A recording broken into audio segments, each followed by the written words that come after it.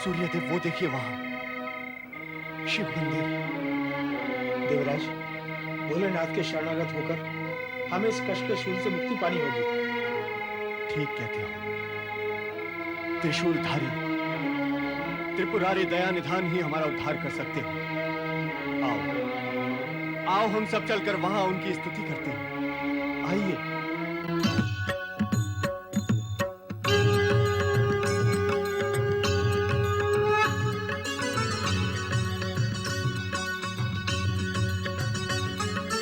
ओम शूलपाणये नमः। ओम शूलपाणये नमः। ओम शूलपाणये नमः। ओम शूलपाणये नमः। त्रिशूलधारी हे त्रिपुरारी, भोले दया निधान, कष्ट के शूल से अब तो हमारे मुक्त करो मन प्राण, मुक्त करो मन प्राण। त्रिशूलधारी हे त्रिपुरारी, भोले दया निधान, कष्ट के शूल से अब तो हमारे मुक्त करो मन प्राण, मुक्त करो मन प्राण। ओम शूलपाणये नमः। ओम शूलपाणये नमः। ओम शूलपाणये नमः।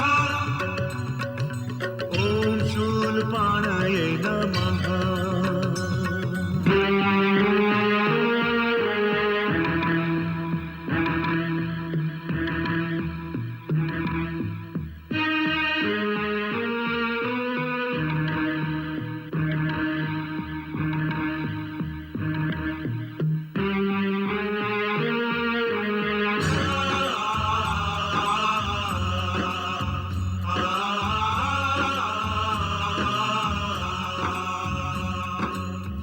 असुरों के छल बल से शंभो हम सब हैं आतंकित, कहने को तो जीवित हैं पर हैं जीवन से वंचित।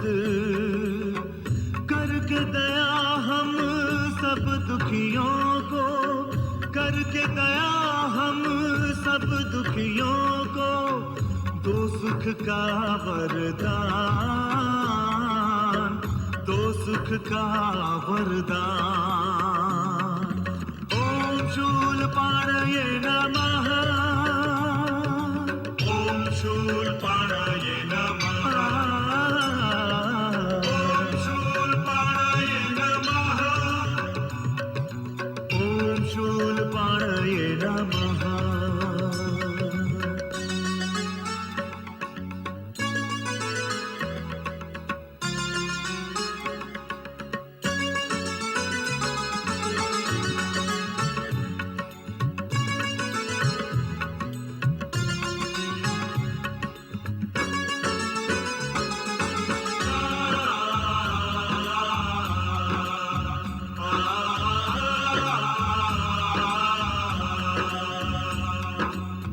तम में है सिमटाओ जियारा, सत्य असत्य से हारा। धर्म अधर्म में लुप्त है बहती, पुण्य में पाप की धारा। जागो भोले नाथ बदल दो, जागो भोले नाथ बदल दो, विधना का ये विधान, विधना का ये विधान। ओम शूलपाणये नमः। ओम शूलपाणये नमः। ओम शूलपाणये नमः। ओम शूलपाणये नमः।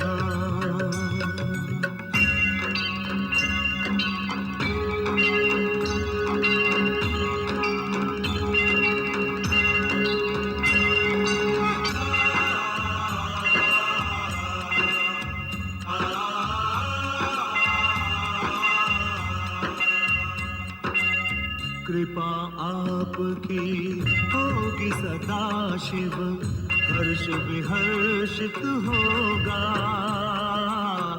घृणा का हर भाव स्वयं तब प्रेम को अर्पित होगा। मानव के संग मानवता का, मानव के संग मानवता का होगा ना अपमान,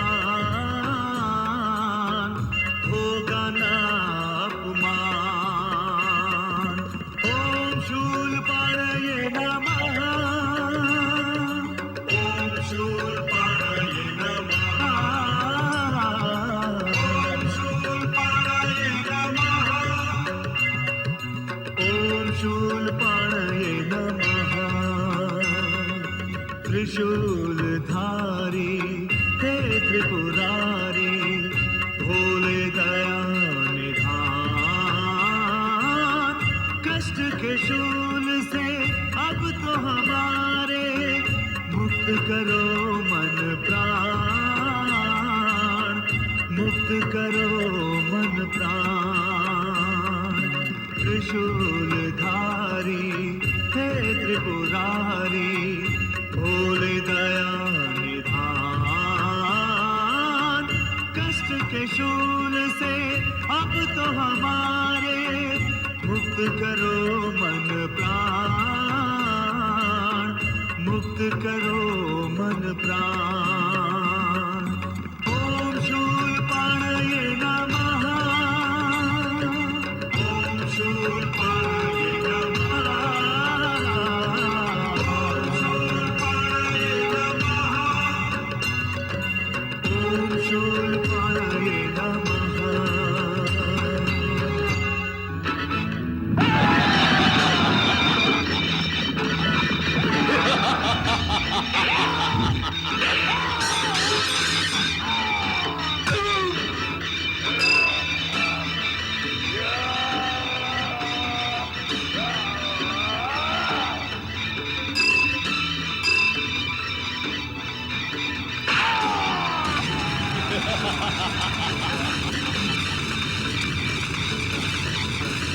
प्रणाम माते। चिरंजीव भव। माते, मैंने समस्त पृथ्वीवासियों को अपना दास बना लिया है, और जिन्होंने मेरी दासता स्वीकार नहीं की उन्हें मैंने यमलोक पहुंचा दिया। ऐसा करके तुमने मेरी आत्मा को शांति पहुंचाई है पुत्र। किंतु तुम्हारा पुत्र अंधकासुर कहाँ है? मैं स्वयं आश्चर्यचकित हूं कि वो कहां अदृश्य हो गया है। शिव ने मुझे वरदान दिया था कि जब तक वो मेरे साथ है कोई भी मेरा अहित नहीं कर पाएगा, और मैं विश्व विजय निश्चित कर लूंगा। तुम्हारी विश्व विजय निश्चित हो चुकी है पुत्र। अब तुम अपनी प्रतिज्ञा के अनुसार पृथ्वी को पाताल लोक में ले जाओ। अवश्य माते। ठहरो हिरण्याक्ष, तुम भूल रहे हो। प्रकृति के नियमों से छेड़छाड़ करने का परिणाम अत्यंत भयंकर होता है। पृथ्वीलोक को पाताल लोक ले जाने का विचार एक प्रकार से विनाश को निमंत्रण देना है। श्री ब्रह्मा जी ने सृष्टि रचना सुनियोजित ढंग से की है। इसमें तनिक सा भी परिवर्तन विनाशकारी होगा। इसलिए पृथ्वी को पाताल ले जाने का विचार त्याग दो। दैत्य जो प्रतिज्ञा करते हैं उसे पूर्ण करते हैं ऋषिवर। इसलिए इस विषय में आपका कुछ कहना व्यर्थ होगा। पिताश्री, माता ठीक कह रही है। अब मैं अपने निश्चय और प्रण से नहीं हट सकता, परिणाम चाहे जो भी हो। अब विलंब न करो पुत्र। अपनी चमत्कारी गदा के बल से पृथ्वी को समुद्र में डुबोकर पाताल तक पहुंचा दो। जैसी माता की आज्ञा। दैत्यराज हिरण्याक्ष की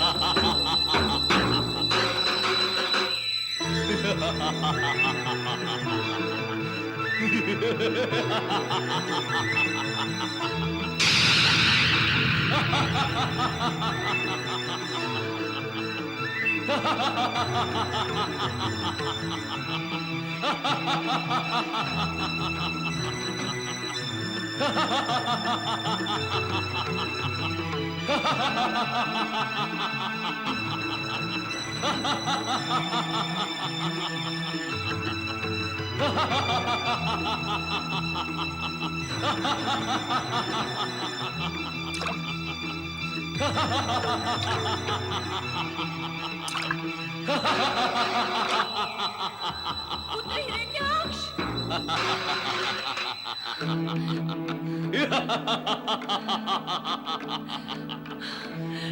पुत्र हिरण्याक्ष, तुमने पृथ्वी को पाताल लोक में पहुंचाकर मेरे मन को शांति और प्रसन्नता पहुंचाई है पुत्र।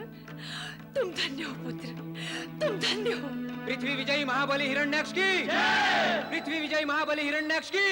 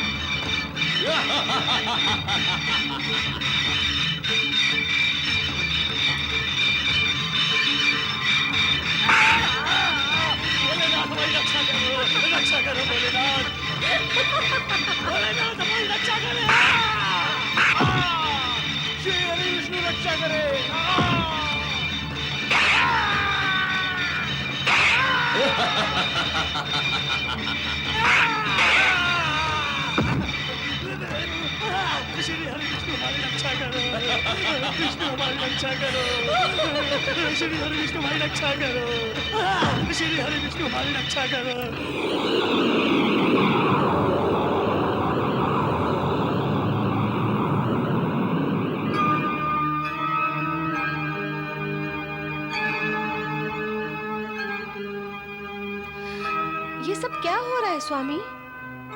देवी पार्वती,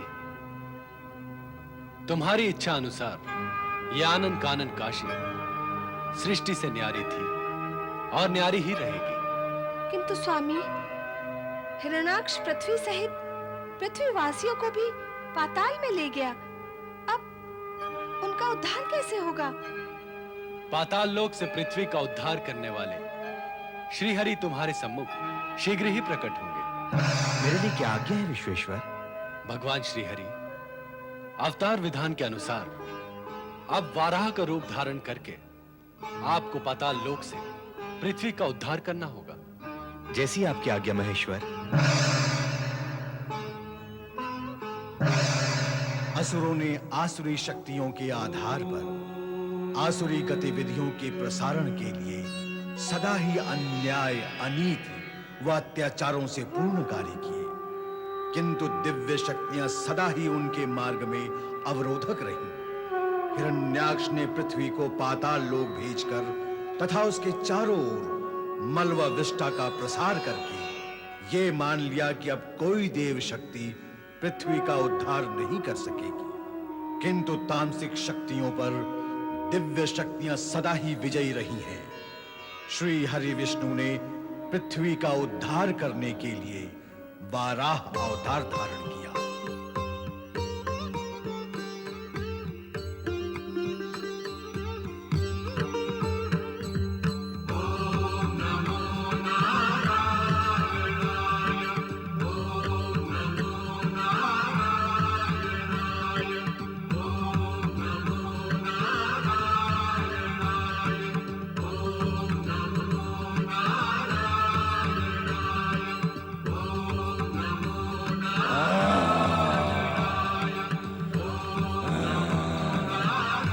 कौन है रे तू?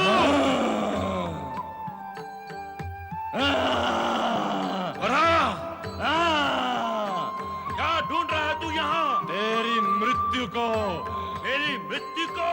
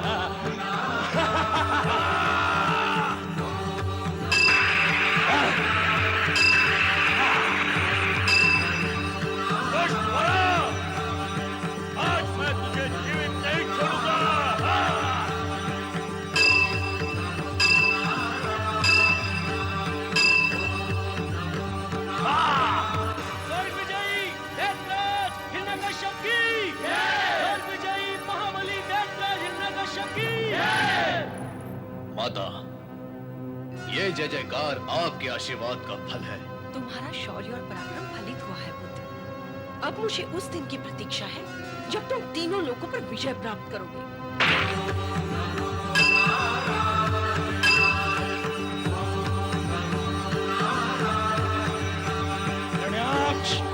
अपनी रक्षा करनी है तो कर ले।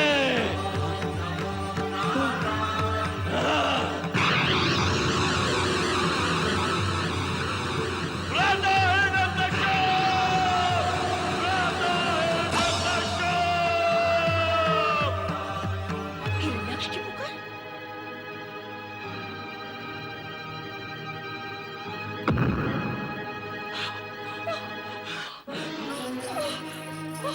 पुत्र हिरण्यक्ष, स्वामी, स्वामी। पराशर, संभालो अपने आप। भ्राता हिरण्याक्ष, ये क्या हुआ? कैसे हुआ? आपका वध किसने किया? बारह अवतार पालनहार भगवान श्री हरि विष्णु की जय। बारह अवतार पालनहार भगवान श्री हरि विष्णु की जय। बारह अवतार पालनहार। सुन रहे हो पुत्र हिरण्यकश्यप, ये सब विष्णु के दुष्कर्म है। सुना माता और समझा भी। ये विष्णु हम दैत्यों का जन्मजात शत्रु है। मैं उसे सदा सदा के लिए इस सृष्टि से ही मिटा दूंगा। मिटा नहीं होगा, अन्यथा हम तुम सब मिट जाएंगे। नहीं माता, ऐसा नहीं होगा। मैं अपने भ्राता हिरणाक्ष के वध का प्रतिशोध लूंगा। प्रतिशोध लूंगा। देवराज इंद्र की जय। देवराज इंद्र की जय। देवराज इंद्र की जय। देवराज इंद्र की जय। देवराज इंद्र की जय। देवराज इंद्र की जय। देवराज इंद्र की जय। देवगण, हमें इस स्वर्ग की पुनः प्राप्ति भगवान शिव शंकर और श्री हरि विष्णु की कृपा से हुई है। अतः हमें उनकी जय जयकार करनी चाहिए। बोलिए भगवान शिव शंकर की जय। श्री हरि विष्णु की जय। भगवान भोलेनाथ की जय। माता पार्वती की जय। भगवान भोलेनाथ की जय। माता पार्वती की जय। भगवान भोलेनाथ की जय। माता पार्वती की जय। शिवेच्छा के अनुसार श्री हरि विष्णु ने वाराह रूप धारण करके दैत्य हिरण्याक्ष का वध किया तथा देवराज इंद्र को पुनः स्वर्ग प्राप्त हुआ और दैत्यों में निराशा की भावना व्याप्त हुई।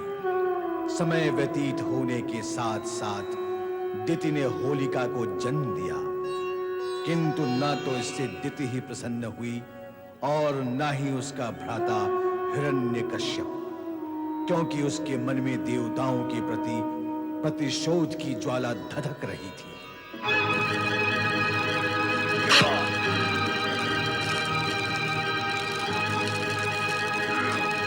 धिक्कार है तुम पर।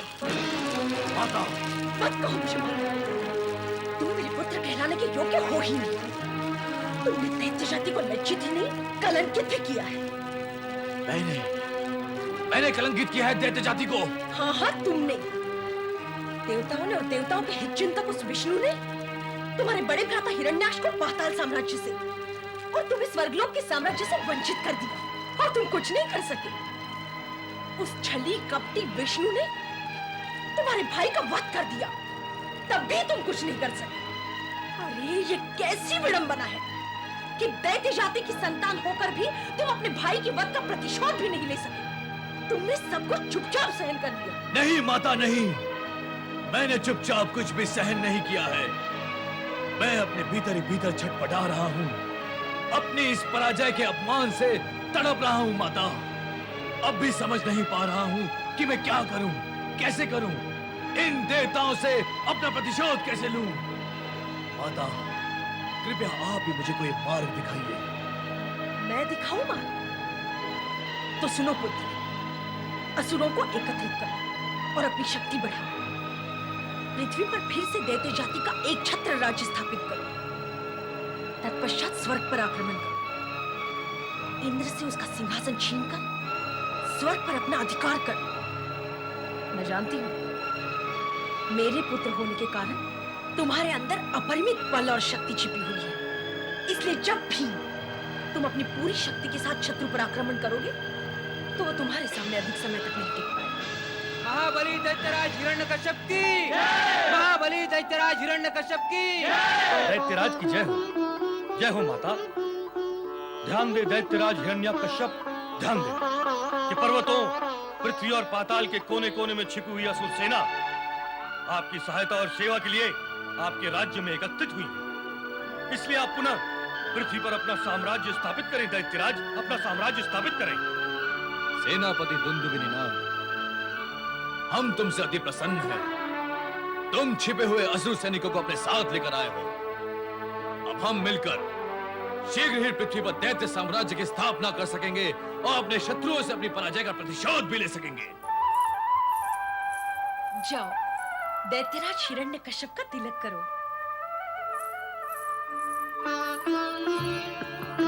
महाबली दैत्यराज हिरण्यकश्यप की, महाबली दैत्यराज हिरण्यकश्यप की, महाबली दैत्यराज हिरण्यकश्यप की, महाबली दैत्यराज हिरण्यकश्यप की। मुझे आशीर्वाद दीजिए माता कि मैं पृथ्वी पर विजय प्राप्त करके आपकी आत्मा को सुखी कर सकूं। तुम्हारी माता का आशीर्वाद सदा तुम्हें शक्ति देगा। पृथ्वी विजय कर शीघ्र ही लौटना और अपनी माता की आत्मा को शांत करना पुत्र। प्रणाम माता। महाबली दैत्यराज हिरण्यकश्यप की, महाबली दैत्यराज हिरण्यकश्यप की, महाबली दैत्यराज हिरण्यकश्यप की। श्रीमन्नारायण नारायण नारायण। महाबली दैत्यराज हिरण्यकश्यप की, महाबली दैत्यराज हिरण्यकश्यप की, महाबली दैत्यराज हिरण्यकश्यप की, महाबली दैत्यराज हिरण्यकश्यप की।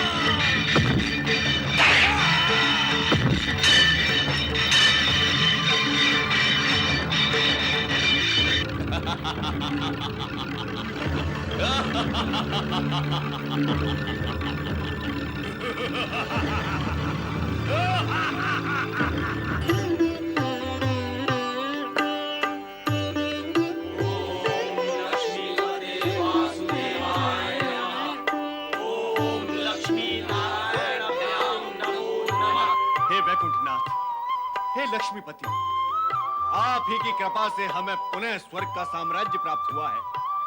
आपने हिरण्याक्ष का अंत करके न केवल पृथ्वी का उद्धार किया है, अपितु दानवों से देवताओं को एवं मानवों को भी भयमुक्त कर दिया है। अब ये दैत्य कभी देवताओं से युद्ध करने का विचार भी न करेंगे। नारायण नारायण। देवराज, कटु सत्य प्रकट करने के लिए मैं विवश हूँ, और कटु सत्य यह है कि भयमुक्त होना आपके भाग्य में लिखा ही नहीं। ये क्या कह रहे हैं आप? जो सत्य है वही कह रहा हूं, और शेष सत्य यह है कि हिरण्यकश्यप अपने भाई हिरण्याक्ष के वध का प्रतिशोध लेने के लिए असुर सेना के साथ निकल पड़ा है। मैं प्रत्यक्ष देखकर आ रहा हूं।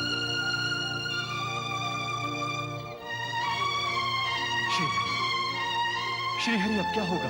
जो विधाता चाहेंगे वही होगा। सृष्टिकर्ता ब्रह्मा जी ने देव और दैत्यों का संघर्ष सदा सदा के लिए विधि के विधान में लिख दिया है।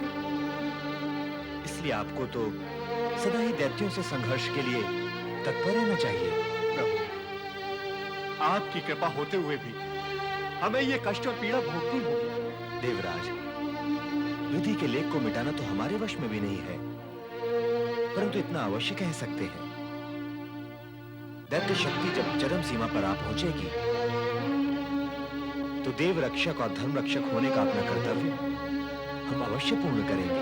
प्रभु, दैत्य शक्ति की चरम सीमा के आने तक हम क्या करें? धैर्यपूर्वक संकटों का सामना करना ही एकमात्र उपाय है देवराज। परंतु इतना ध्यान रहे कि आप धर्म के विरुद्ध कोई भी कार्य न करें। यदि आपने ऐसा किया तो आपका पक्ष दुर्बल हो जाएगा, और आपके पक्ष के दुर्बल होने पर हम आपकी अपेक्षित सहायता नहीं कर सकेंगे। क्यों नारद, तुम क्या कहते हो? नारायण नारायण। आपके कहने के पश्चात मेरे लिए क्या कहना शेष रह जाता है श्रीहरि।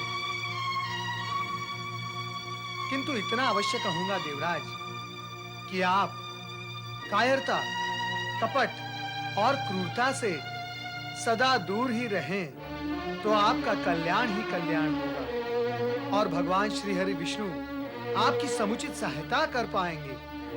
श्री हरि विष्णु और आपके परामर्श का अवश्य ध्यान रखूंगा देवर्षि।